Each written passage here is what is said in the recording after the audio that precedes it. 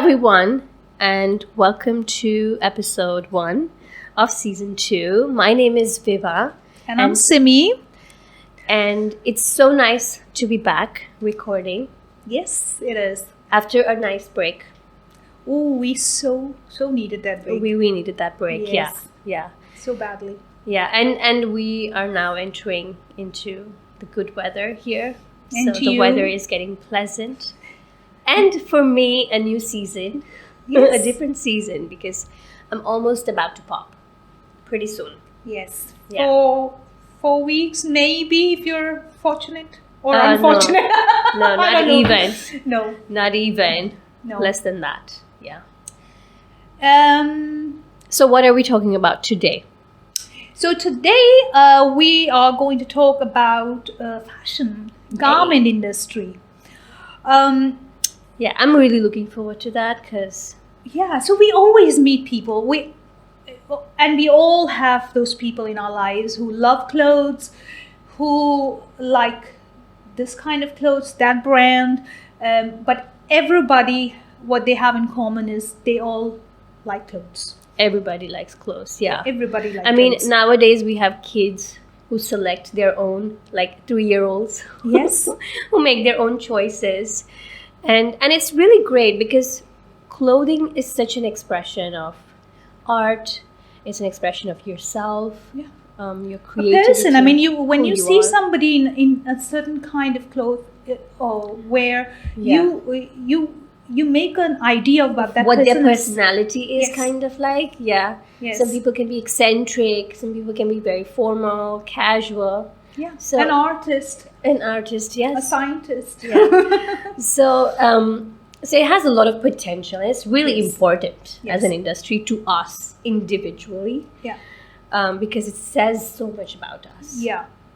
It says so much more than just the clothes that you're wearing. It doesn't matter you're rich or poor or what place you come from. Everybody needs clothes.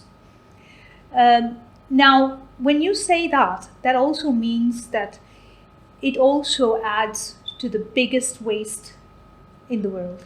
Yeah. Yeah. So unfortunately, the fashion industry that we love so much is almost the second biggest polluter in the world. It makes up 10% of all of humanity's carbon emissions, according to GenevaEnvironmentNetwork.org. It dries up water resources, it's polluting rivers and streams, and 85% of the textile that's produced ends up in landfill. That's a very, very, very big number. Yeah. 85%. Yeah. Is huge. So that's in the whole supply chain, the whole life cycle of the product, going from creating the raw material to production to then purchase. The whole value chain. The whole value chain, Yeah. pretty much. Yeah. The other thing, of course, one is production of material, production of clothes. What you wear.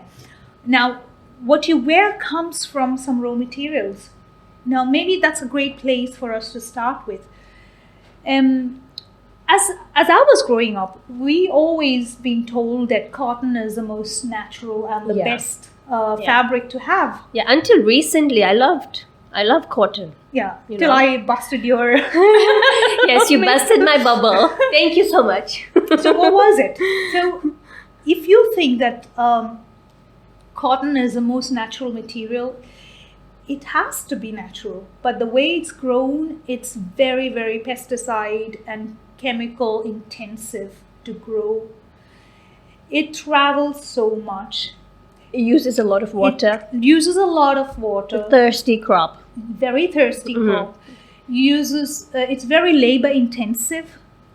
It's the human exploitation is quite high when it comes to cotton. It travels around the world for you to go and buy it from one of your favorite fashion brands. Yeah. For 100 dirham. Yeah, you might go to some brand and fast fashion brand and buy a dress and you're so happy with it, but you don't know the whole life cycle, whole supply chain that it's gone to, how much it has traveled to get there in the first place. Yeah. So yeah, for me, it's like a lot of guilt now. But this is what I believe. If you do not know about it, it's not ignorance. It's not like it was out there, you knew it, but you did it anyways. It's just that you didn't know. And I think most people do not know. Know, and hence they feel like, why should I buy organic cotton? That's exactly the reason why, because cotton is natural, but cotton is not the most cleanest of the material. Right. Now, one of the second most used fabric is very much based on plastic and petroleum. Yeah, polyester. Mm-hmm. Now, in the recent times, there's been a lot of companies that we've been talking about that's really promoting plastic to clothes. Exactly. Recycling plastic and creating clothing out of it, basically. Yeah. Now, do you call that recycling?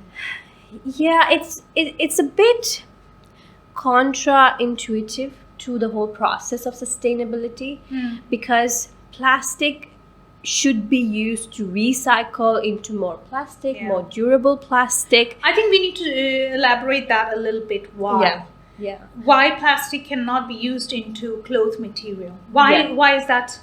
Yeah, because whenever you're washing your clothes, right, it releases a lot of fibers which are very fine. The lint that actually comes out of it and that's microplastics, which actually then ends up entering our riverbeds, our seas, our oceans, and then kind of staying there for a really, really long time. So the biggest problem is not the big plastic bags that you see in the advertisement saying, oh, this goes into a tortoise or a turtle and then it passes or dies. It's the microplastic that's the problem. Yeah. And that we are already consuming now. Yeah, in everything. In salt, in a lot of our diet. Yeah, seafood, all of that. So it's part of our diet now. And when it comes to fashion, using plastic, so 20% of the plastic that is produced globally is actually used in fashion products, clothing, garments, in terms of polyester, which is used in almost all of the sports and activewear brands. And then there is a lot of mix in terms of like nylon, polyester, spandex, things like that. You need to also understand that it's a cheaper fabric. So and long-lasting, durable. It's very, very, too long-lasting, in fact. It's very durable. Yeah. I mean, there's barely any sporting clothes that you buy and you just throw it because the fabric has gone. You know, it's usually quite good. But also the problem is when you mix it with other natural material, you can't recycle. You cannot really recycle it. Yeah. Then that's that. When we talk about this, then what's the solution? I think the solution is clothes should be made out of the polyester. When we talk about recycled clothes, it should be made out of recycled polyester. So it's already there. You cannot do much about it. You bring it back into the circle or the cycle. But when it comes to plastic bottles and plastic bags, it should go back into production of similar things. Yeah, because then it's closed loop industry, you know. When it comes to sustainability, the mindset, the framework that you need to follow is that everything is in a closed loop. Yeah. Whatever is produced goes back into being raw material for a similar product. And if you take out plastic and start making clothes with it, you're again creating a problem. You're breaking that loop. Yeah. Obviously, then it's not sustained up there in the consumption. It's trickling down into the water, the waste. Yeah.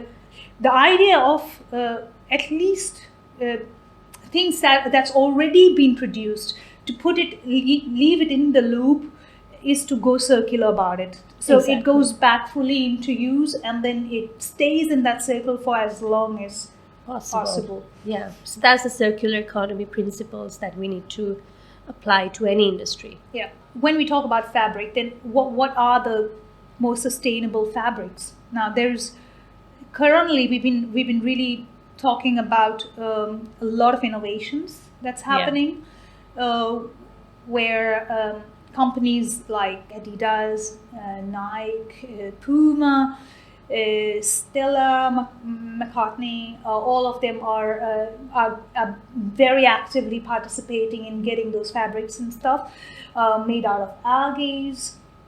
And then we can also go back to what we had naturally. So that's organic cotton. So we can avoid all the chemicals, all the bad stuff. You can go to linen. Linen it requires much less water than cotton needs. It doesn't require pesticides. It grows much faster than we have. Bamboo, recently there's been so much of Bamboo grows really fast. It grows fast. Well. It's a weed, so it doesn't need a lot of care to be taken. It doesn't need pesticides. Yeah. Source. It's renewable. Yeah.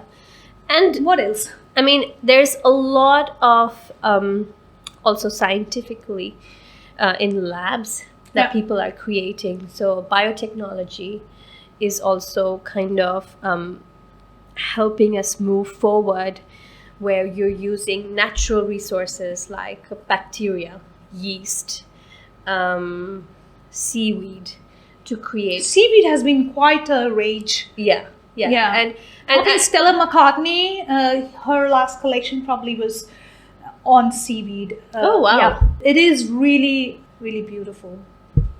Yeah. Okay. So yeah, there are all of these. There are things called biofabrication, where they're actually taking all of these natural materials and they're using it to create natural dyes. Yeah.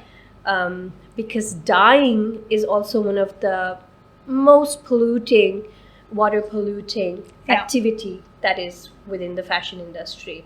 So biofabrication is also something that's kind of revolutionizing this industry, because fashion industry tends to be very resource intensive. It consumes a lot of energy, water. It's degrading our soil, the way we are producing all of this raw material. And the carbon footprint goes all over the world to get it created and then finally reach the consumer. Absolutely.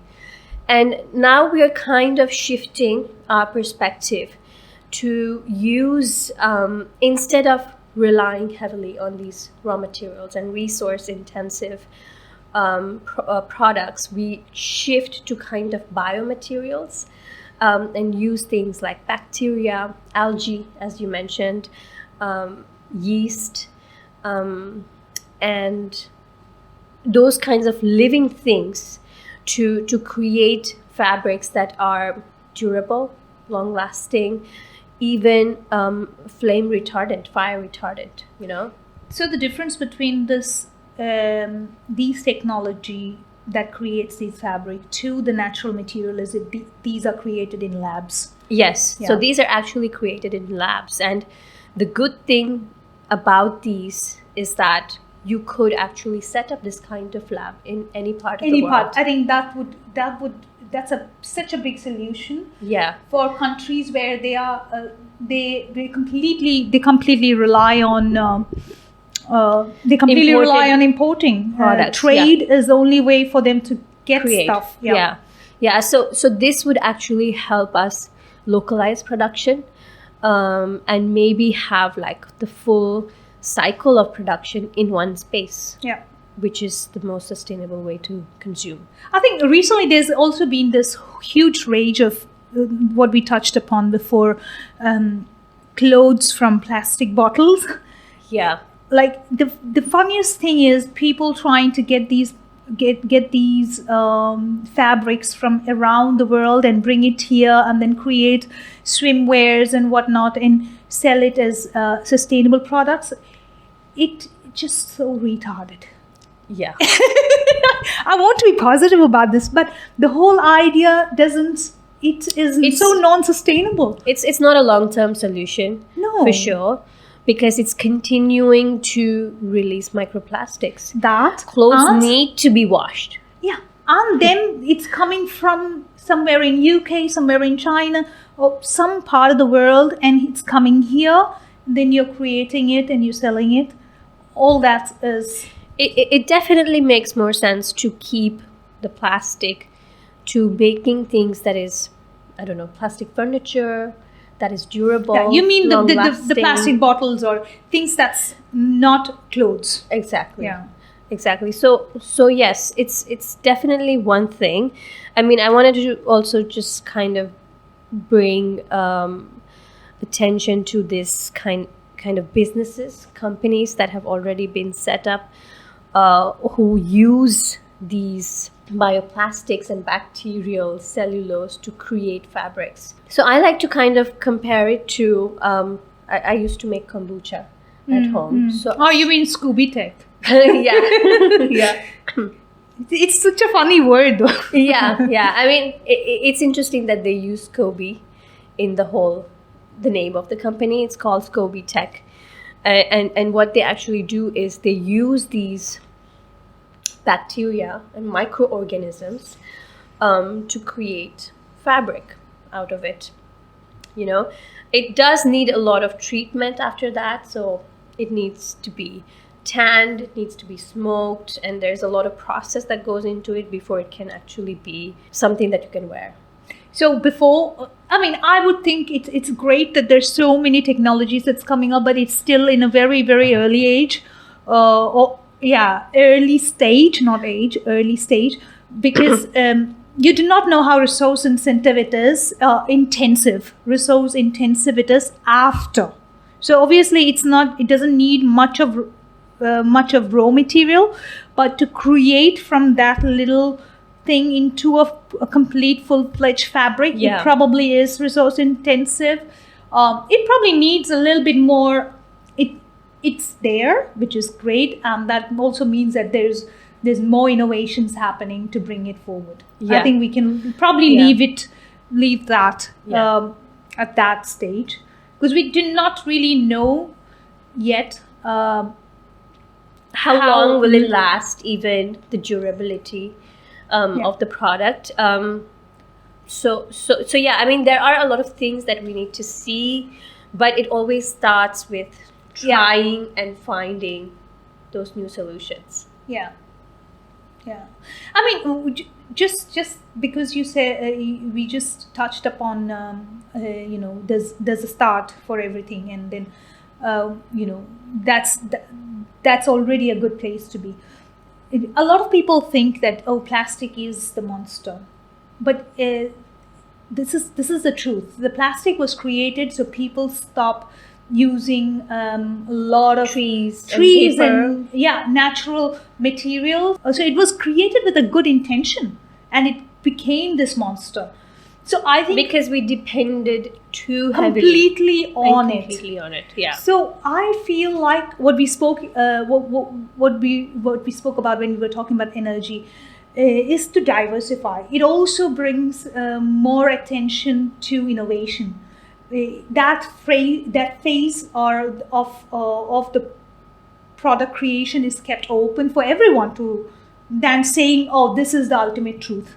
So I think that's the beauty of having multiple players or multiple eggs in multiple baskets. Absolutely. Like Philip says. Exactly. And we always touch upon that, right? For everything, we shouldn't go crazy on one thing. It's always diversifying your dependence on multiple different types of raw materials. Yeah. Different kind of technologies. Be open to change. Be open to ideas, innovations. Yeah, and use what is locally available. Yes, I think that would be the biggest. Slow down the use. Use what you need, not what you want. That was that about natural material and lab created material. The raw materials one need to create fabric. Of course, we have many more natural materials like hemp and kelp even, which is a seaweed and can be a replacement or a substitute for plastics that are currently being used in clothes.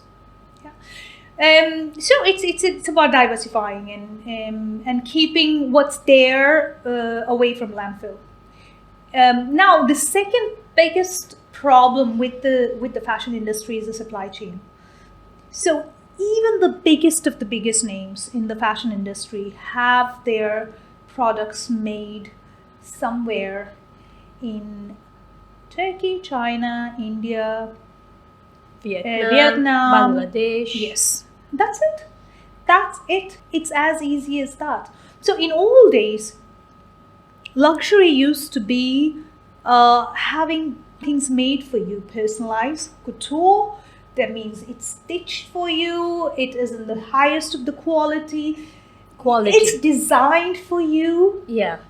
Now all that is lost if everything is all about the measurements. Okay, our logo should be in this measurements, so it cannot be copied. But everything else is secondary. Yeah, not as important. The quality is not as right? important. The fact that it's handmade. It's durable. Yeah. Created with love. Created not in a factory by some children, not created in a place which just tumbles down. Did you hear about that story in Bangladesh? Yeah. Some of the biggest brands was getting their stuff made in there. So now where we are is people are changing. Of course, there's a pressure about being sustainable, especially on the big brands. So how the supply chain needs to be transparent is almost becoming a burden on them. Yes. So the fact that this piece of clothing that they have created in fast fashion has traveled so many miles, has created so many issues wherever it was produced, stitched, dyed, not even considering the social sustainability aspect where people are being exploited also to create this. It's a huge cost to us, humanity. Yeah. Right? And when we say us, it is us as human beings. Every single person, not just the one who's buying. It will be a problem for the one producing as well. Or that person in the factory, or that designer who's making it. The thing is, people do not think it that way. That when you go to any store to buy a piece of cloth, you pay $20 for that piece of cloth. But it costed us a lot more. You do not see the cost that you're going to pay. Your children are going to pay. My children are going to pay. Because just by the simple fact that every month there's a new collection coming up. Every month you are going in there to buy that $10 dress or $20 trousers. And you do not see where all it has traveled, what's in your clothing. You do not see that when you wash it every time, how much plastic it's releasing. Yeah. You do not see after you wash, you throw it, where is it going? Going to a landfill. Yeah. So that's the whole value chain of a product. So you buy a $20, $30 or 100 dirham dress. You wear it 5 times. Yeah. You go there, buy again. You think it's cheap. It's not cheap. Yeah. It's very, very costly to your health, to our children's health, to this planet. I never want to say it as planet, because I feel ultimately we will be the one paying the price, because the planet will grow. You're not saving the planet, you're saving yourself. Yeah. And humans. Am I getting too emotional with this? A little bit. But this is emotional for me. This is an emotional thing for me. Yeah. Yeah. I feel like with sustainability, it always is. Yeah. If you don't feel the connection with the planet, you're not going to be able to do anything for it. Yeah. You know? So it is a bit emotional for you and for me too. Yeah. Because we are not... The funny fact is, the animals that are in this world who we think did not, they're lesser than us, they are part of the circle. Exactly. We've been given a brain. We think we are above nature, but the biggest thing is, no, you're not. Yeah, You are exactly. not. None of us are above nature. And our lifespan is maximum 100 years, and you still think you're better than. and not just animals, right?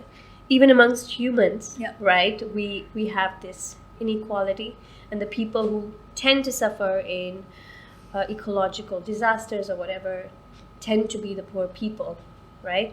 I mean, if I were to give an example, the textiles that's produced in Gujarat in India, I mean, the whole state pretty much is heavily dependent on this industry. Yeah. And the dyeing process creates so much toxic waste that goes into the rivers that it's polluted even the groundwater. Yeah. So even when you're trying to dig a well in there, all that's coming up is toxic water. And people die because of it. People have died trying to clean these But rivers. that's what I do not really agree with that it's only the poor people. That's where they are the most vulnerable, obviously. Vulnerable, Yeah? yes. But that doesn't. They will be exposed to it first. Yeah, but that doesn't keep the rich man from it. Absolutely. Because you cannot sit on a pile of money when the earth is 50 degrees. Yeah. When the oceans are all grey. Now we need to talk positive.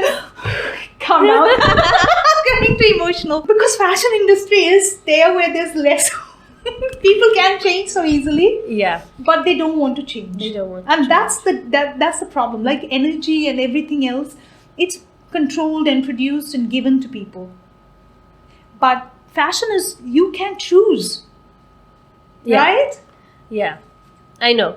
That's why, I mean, that's why I talked about how it's so connected deeply to you, Yeah. who you are as a person.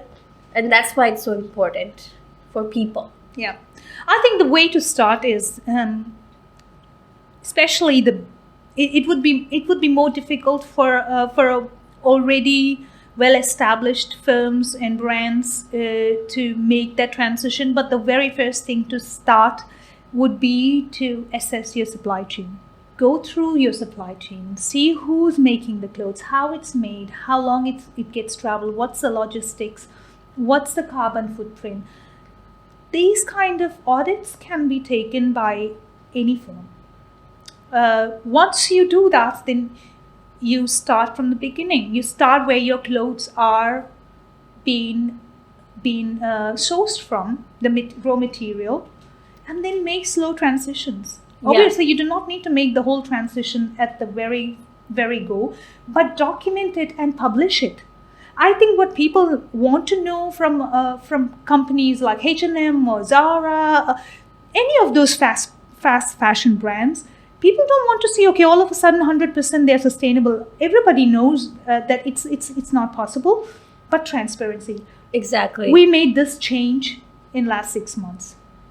Wow, and that could be a great branding strategy as well. This is what we did this last 6 months. We are planning on this. Yeah. That's what Puma does, right? Puma did not. They have a plan for 10 years. So according to Business of Fashion Sustainability Index 2022, Puma is ranked number 1. Do you know what their score is out of 100? No. So it's out of 100%, it's 28%.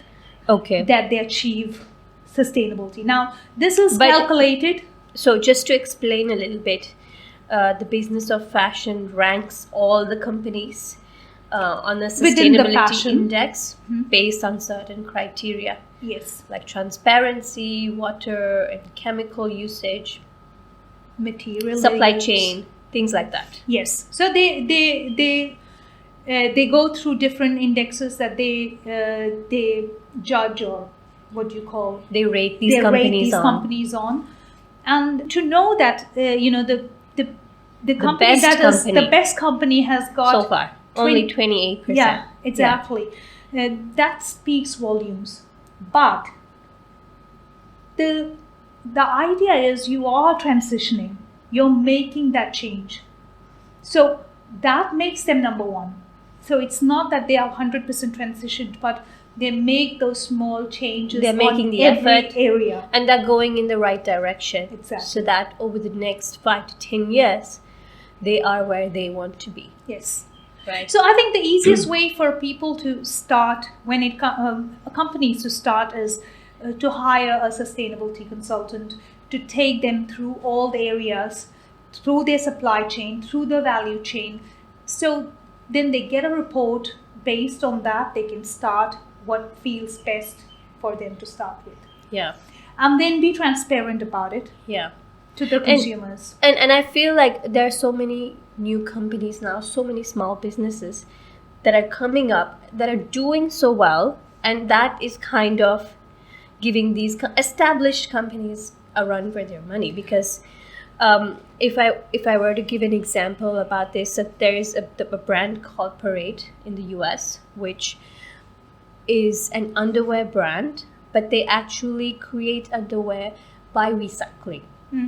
Yeah. And anybody can send them their old underwears. They take it back and they're using it in different things like upholstery, furniture, things like that. So kind of maybe putting it together in a different way. So yeah, it does kind of get people to question like, what? I don't want to wear like recycled underwear or things like that. But what they're doing is that they are sourcing their products organically, and they are making a whole closed loop when it comes to their category. So here's the thing with it's much easy for a small business. Exactly. Because they can frame their whole sustainability idea or what they want to achieve right at the beginning. So their business model can completely 100% be based on the sustainability model. Yeah.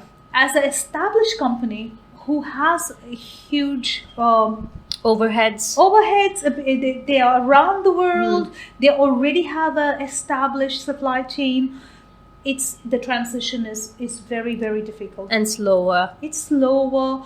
It takes time. Yeah. They cannot compete with small businesses or startups.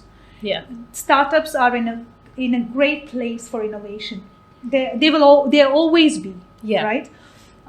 But to be the change is the only constant that will keep these big businesses from falling apart. Yeah. At least that's what I think. Yeah, and these are great places for inspiration. Yeah. As well, even for the big companies, because you can be stuck in an old way of doing things. You know, you can have employees who you find difficult to convince to change directions and things like that. So you need these. Or suppliers who probably they're working 20, 30, in some cases 50 years with. Yeah.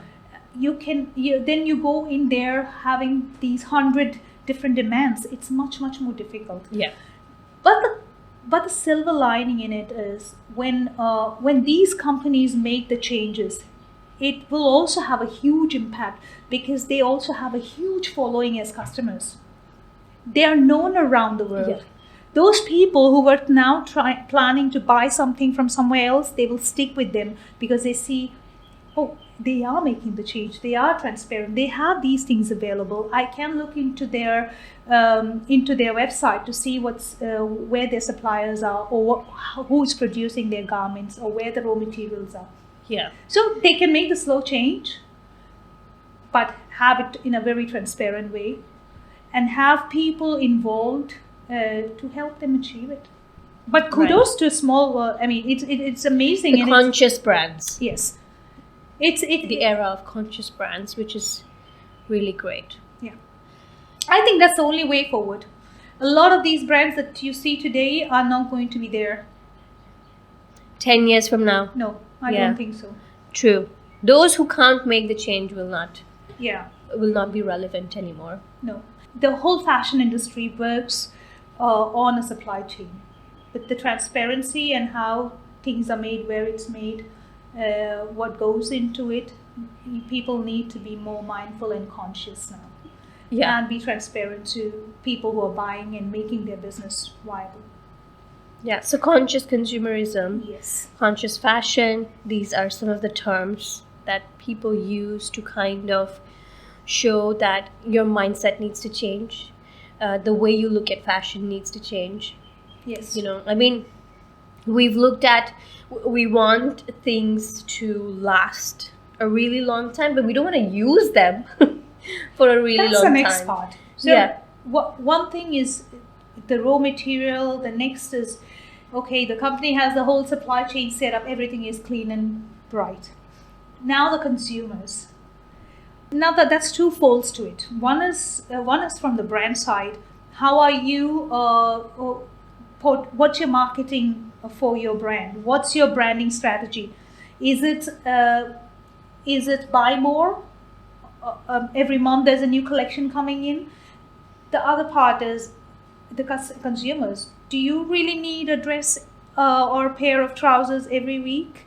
Yeah. I think people need to slow down. Definitely. I think there needs to be mindfulness in the way we consume fashion. And your creativity, your art can come out in so many ways. You can buy timeless pieces, you can buy clothing, you can mix and match things, you can repair things to make them last longer. So there's a lot the end consumer can also do. Yeah, you can. Recently, there's been a lot of companies venturing into renting trends. Absolutely. So you kind of pay a premium, and you can get a box every 3 months, or every month, or every 2 months, and then the company takes it back, and you get a new fresh.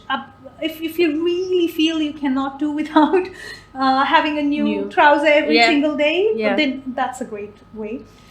To me, I feel it's important to invest in great pieces. Some really good trousers, some really classic t-shirts, shirts. There are some really good conscious jeans brands out there that you can. So have some essential pieces that stays in your closet for a long time. Yeah. And invest in quality.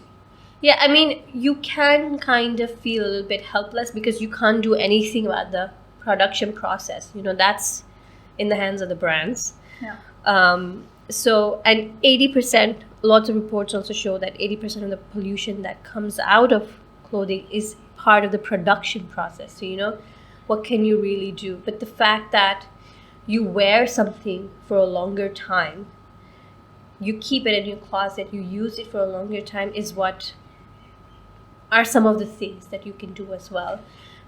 Thrifting and buying things secondhand or donating your clothes to thrift stores. And that's an episode that we are going to touch upon next time. Yeah. Consumers are huge part of the story. Absolutely. Because the supply is dictated by the demand. If there is demand, hence there is supply. If the consumers change their mindset, the supply chain would also have to cope up. Yeah. Or the brands have to change as well. Or else they perish. But the idea is it has to be from both sides. It cannot be a change from only one side. We as consumers need to change what and how we consume things, why we buy clothes, and look into the clothes, what you're buying. Not just go there and buy something that you think it's part of the trend, like these days the 90s is back. Yeah. They keep coming back. Yeah, then keep it in your closet. Yeah. The most sustainable thing is what is already there in your closet and to reuse it. Yes. Or pass it on. Yeah. Think about in old days, the heirloom pieces that used to get passed on. Yeah, I know some of my mom's saris she still has from like 25 years ago. Yeah. She's maintained them, and maybe someday they'll come to me. Yeah, but also saris are about the quality and about work, about what's gone into making that fabric more than the design itself. Yeah, because it's a piece of a lengthy cloth, so it can pass over time. Yeah, but I think that should be the case with anything that's fashion.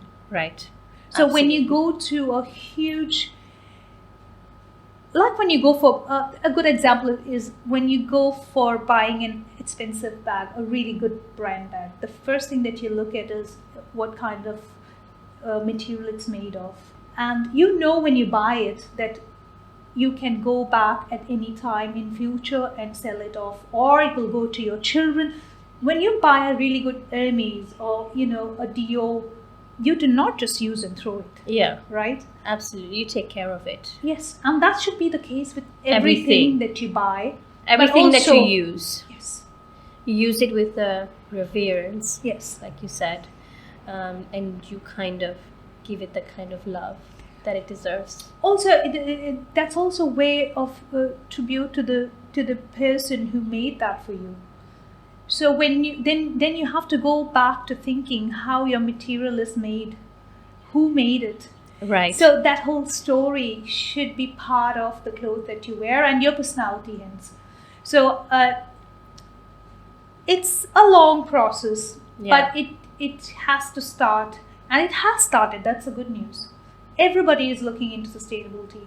There are fashion brands coming up and who are hugely successful. They're investors who is interested in investing in sustainable clothing brands.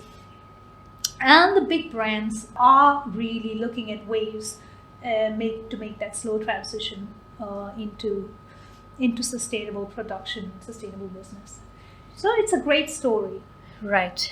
So there is also this other aspect of the financial viability of pieces that are sustainable, right? So many brands now, and I do research a lot before buying anything that I want to buy, and they do tend to be on the expensive side. And that is something that comes with the territory, right? If you are looking to change the whole supply chain, make it fair, socially, even the resources, raw materials used, all of it, you want to make it sustainable, you want to make it organic, it's going to cost. And it's going to cost not just the brands, but the cost is eventually passed down to the consumers.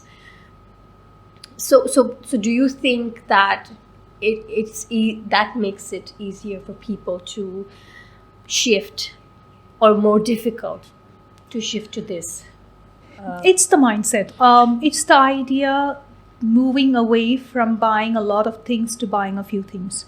So the thing is, if you buy a few things, you choose things that's not based only on the beauty of what it is, but also the quality, who made it, is there a warranty attached to it, is there an aftercare that you receive with it. Now when you add all this and then you consider what you paid to a brand or to a designer for making your product, then it is not that expensive. Right. It's actually cheaper than you going buying fast fashion over a weekend and then buying it again next week, because that piece of cloth will last in your closet for another 5-10 years or more, and you're going to wear it multiple times.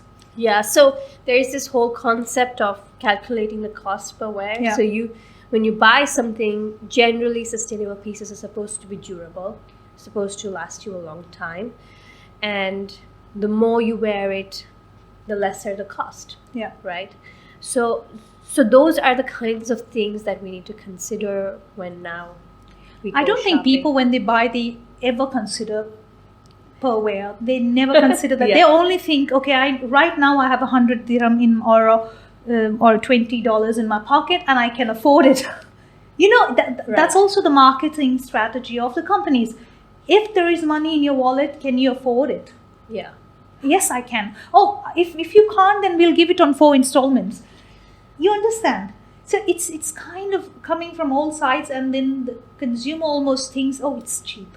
Right.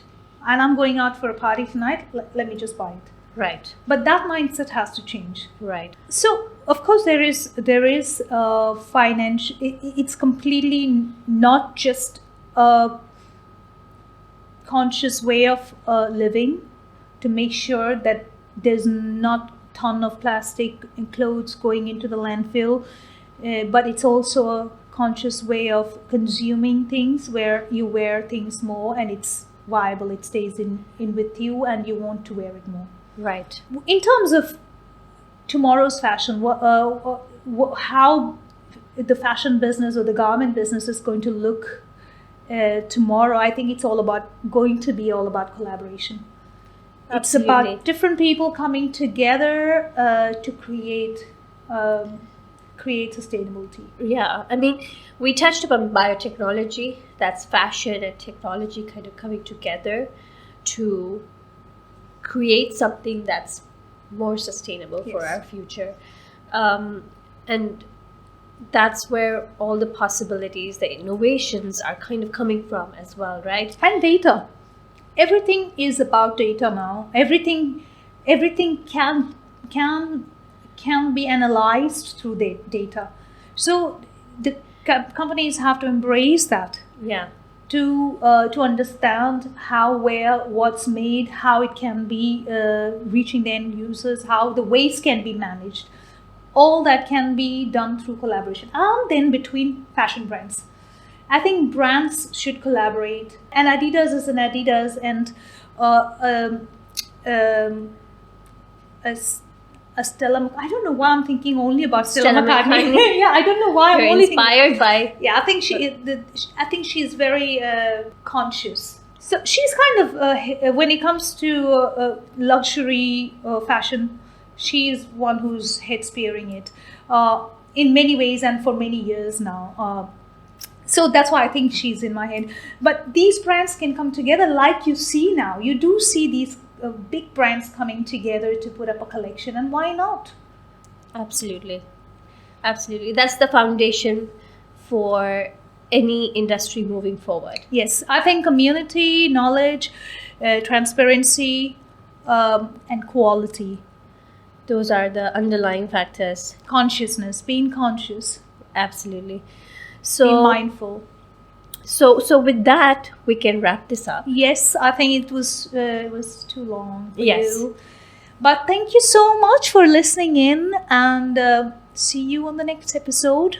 Thank Hope you so you much. love our episode. Hope you enjoyed the topics, what we touched upon. If you think you want to hear something more in terms of fashion, in terms of the garment industry, please do write to us. Comment, subscribe, all that stuff. Yeah. Thank you so much. Thank you. Take care.